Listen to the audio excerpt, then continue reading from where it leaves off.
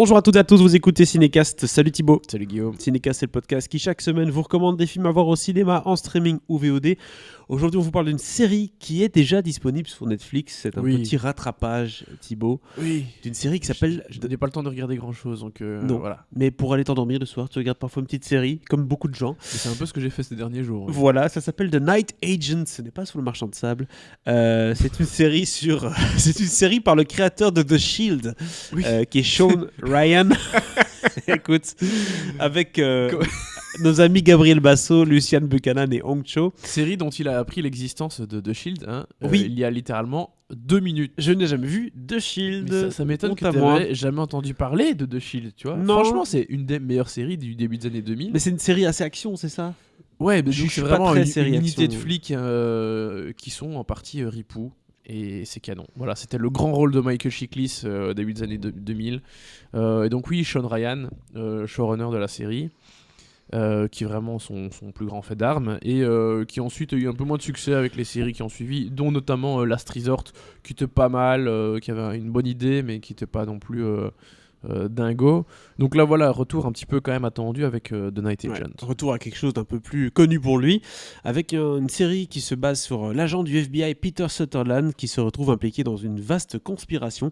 Pour sauver la nation, Peter va se lancer dans une chasse à l'homme afin d'arrêter une taupe russe qui évolue dans la plus haute sphère du gouvernement américain. Tiens, ça fait penser à pas mal de séries, ça. Ok, taupe russe, il n'y a pas... Ah bah voilà, écoute, c'est le synopsis. Tu vois, il est tout pété le synopsis. Je dis ça, je dis rien, ça fait penser à beaucoup de séries, forcément. 24 heures chrono, Homeland, tous ces trucs-là. Je propose qu'on regarde un extrait de la bande-annonce. Le service de sécurité des États-Unis est la première agence de maintien de l'ordre de notre pays. Madame, vous voulez vous asseoir ? Nous avons une mission zéro faux pas à assurer. Ce qui veut dire que nous n'attendons de vous rien de moins que la perfection. Agent du FBI, je veux que tout le monde descende du train tout de suite.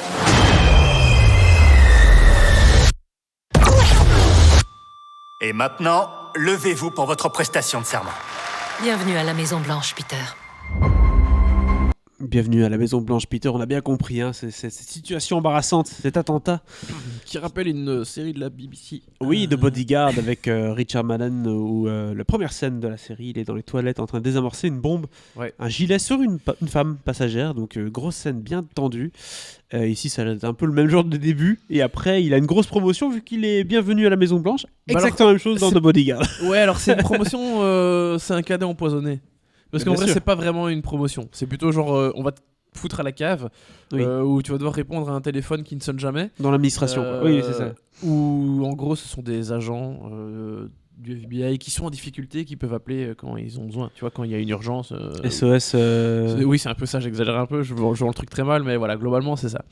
Et évidemment, un soir, le téléphone va sonner.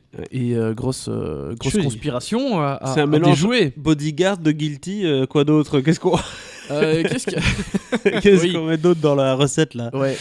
Écoute, j'ai un problème que j'ai évoqué, ce podcast, cette critique va sortir avant, mais que j'évoque aussi dans la critique de Murder Mystery 2, à savoir, on te présente des potentiels suspects, et c'est lui ou c'est elle? C'est celui avec une grosse cicatrice sur les yeux.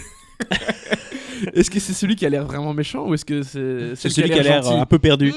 C'est ça. Et écoute, malgré les grandes tentatives de la série d'essayer de t'aiguiller vers une direction plutôt qu'une autre, ça n'a pas marché sur moi. J'ai quand même deviné qui était la personne coupable. En tout cas, une des personnes coupables, parce qu'évidemment c'est une conspiration, donc il y a plusieurs personnes coupables. Bien entendu. Mais en gros, il y a vraiment des supérieurs directs à notre agent, où tu te dis, bon, il y a une personne qui est gentille, une personne qui est méchante. Voilà. Donc, à ce niveau-là, c'est pas très très réussi, malheureusement. Surtout que ça dure 10 épisodes. Donc, et à partir du moment où on te joue avec ce suspense sur 7-8 épisodes, c'est un peu compliqué. C'est pas très très bien écrit. C'est très cliché. Il y a pas mal d'incohérences. Il y a... Alors, le truc, c'est qu'il y a quand même un côté un peu, je vais pas dire addictif, mais ça se regarde et t'as quand même envie de savoir la suite. Tu vois ? Oui, c'est un peu le classique des trucs d'action américains. Mais oui, c'est le truc classique du film d'action américain, de la série d'action américaine, avec un truc, tu vois plein de défauts, mais malgré tout, tu vas regarder parce qu'il y a des facilités.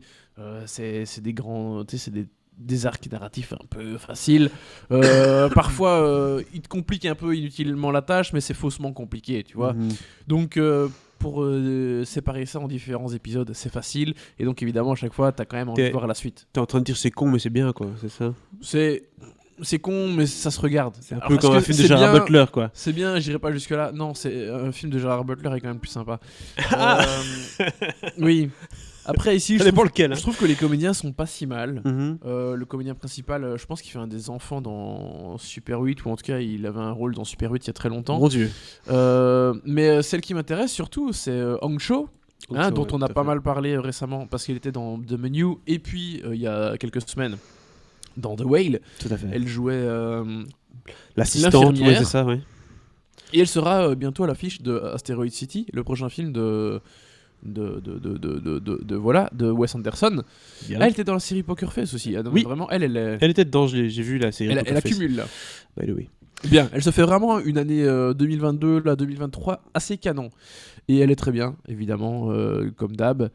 Donc le casting plutôt pas mal. Robert Patrick, pour le peu de temps qu'on le voit, il est bien. Et oui, Robert Patrick ne tient pas beaucoup d'épisodes, malheureusement. Mais voilà, le casting sympathique. Malheureusement, ça a du mal à confirmer. Hein. C'est ça, c'est un peu trop convenu, un peu trop. C'est très cliché. C'est vraiment pas bien écrit du tout. Les rebondissements, la conspiration en tant que telle aussi, elle est un peu. T'es là. Ah, c'est ça. Ah, ils font tout ça pour ça. Et t'es là. Bon. On n'est Ok, pas les dans gars. The Shield, quoi. Clairement, on est Non, un cran en dessous. C'est pas l'écriture de The Shield. Quelque chose de plus mainstream. C'est pas au cordeau. Un peu plus à la Jack Ryan, là, ce qui se passe sur Amazon avec. Oui, alors Krasinski. Jack Ryan, c'est mieux que ça aussi. Hein. C'est mieux que ça aussi, Oui. ok. Voilà, comme ça on compare. Parce que des séries où t'as un mec avec un flingue comme ça sur l'affiche, avec derrière la Maison Blanche ou un truc américain, il y en a beaucoup des trucs comme ça. Donc voilà, Oui. il vaut mieux savoir laquelle Oui, oui. regarder. Non, mais voilà. Mais regardez pour Hong Cho. Hein.